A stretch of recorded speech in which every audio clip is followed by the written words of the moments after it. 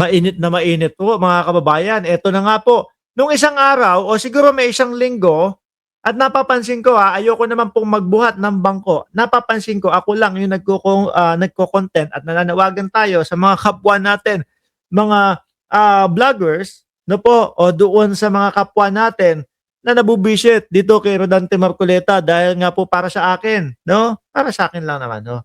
Eh, ang dulot na ni Marcoleta pinsala na ho sa bayan natin, mga kababayan. Yung mga teritoryo na nananahimik, na merong mga vice mayor, may barangay, meron pong mga naninirahang Pilipino na nagtataas ng watawat o bandera ng Pilipinas at kumakanta ng lupang hinirang doon sa lugar na ito, gusto pong isuko po o i-give up. No? Kaya sabi ko, nako, nananawagan ako doon sa mga kapwa natin, mga vloggers, content creator, kalampagin natin, no, yung COMELEC para malaman natin kung ano na ba ang nangyari o doon sa investigasyon or doon sa pag-amin ni Rodante Marcoleta na meron naman palang mga donor doon sa kanyang kampanya, pero ang isinulat niya doon sa kanyang sose ay wala daw siyang donor o zero contribution. Sa madaling salita, ang gusto niyang palabasin doon sa kanyang sose ay siya ang lahat ng nagbayad. Pero nung napansin mga bossing, dahil nga sabi nga ni Justice Carpio, di ba, lowest rank na abogado, nadulas 52 million saled at 112 million yung kanyang gastos doon sa kampanya. So ngayon, sabi nila, bakit ganon? Gagastos ka ng pagkalaki-laki na ganyang kaperahan. Tapos, ang declared mo 52 million lang. Nagtaka ho, mga kababayan. Nagpaliwanag doon sa Net25. Sabi nga ho, di ba? The more na nagsasalita ka, the more na napapahamak ka. Nagpaliwanag doon sa Net25. Meron naman po talagang donation o donor na nanggaling doon sa mga kaibigan ko. Kaya lang, ang sabi ng mga kaibigan daw ho niya, wag nang sabihin yung pangalan. Ngayon, ayun ho ang kinahaharap niya ngayon, no? Ang COMELEC, mga kababayan, nagsalita na po patungkol dito at mukhang tapos na ang investigasyon dito kay Rodante Marcoleta ho, mga bossing.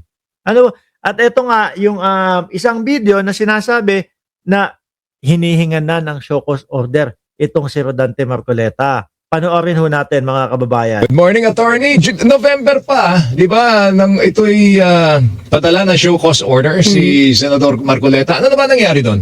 Tama po, November po yun at supposedly hearing po sana nung December, mid-December pong hearing nila. Kaya lang ang nag-appear po sa COMELEC during the day of the hearing kanyang mga abogado at nag-file po ng motion for extension. Kaya po nakapag-sumiti po siya nung kinakailangan niyang counter affidavit po.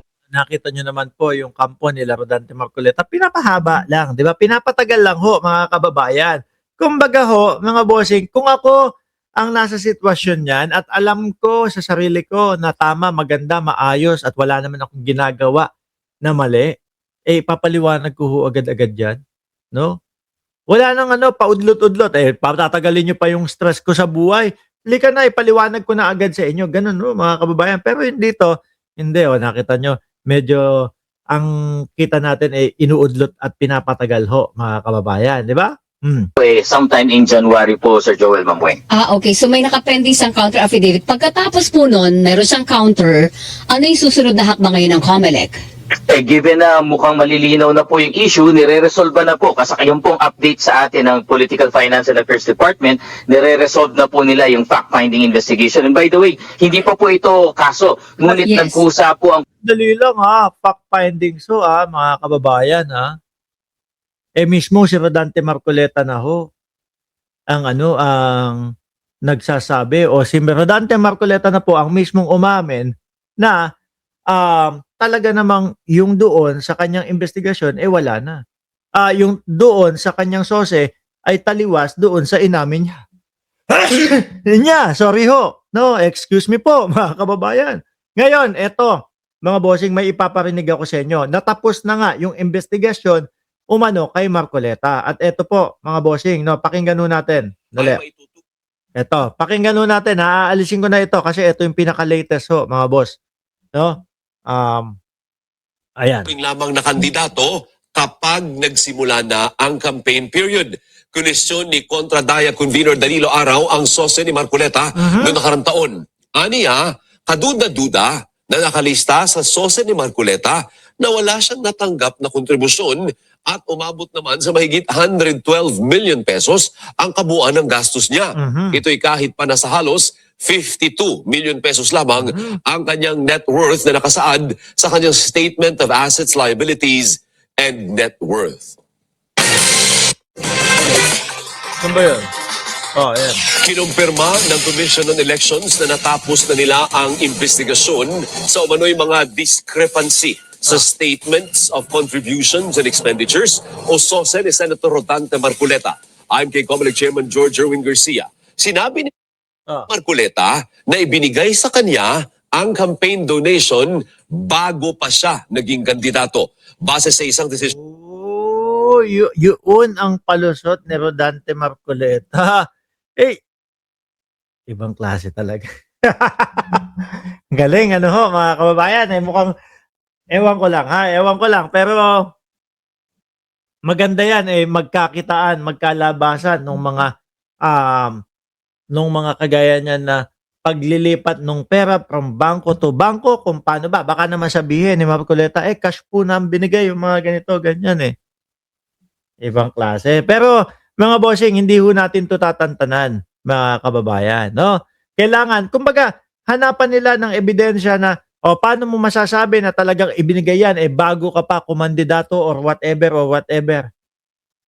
Di po ba? Ano ang patunay mo para mapatunayan na talagang nasa sayo na yan bago ka kumandidato? Pero as consider pa din yun, pera para sa pangangandidato pa din po yun, mga bossing. Diba? Pera as contribution pa din para sa kanyang kampanya yun, mga kababayan. Yun lang huwang sa akin, mga bossing. Diba? Yun lang huwang sa akin, mga kababayan.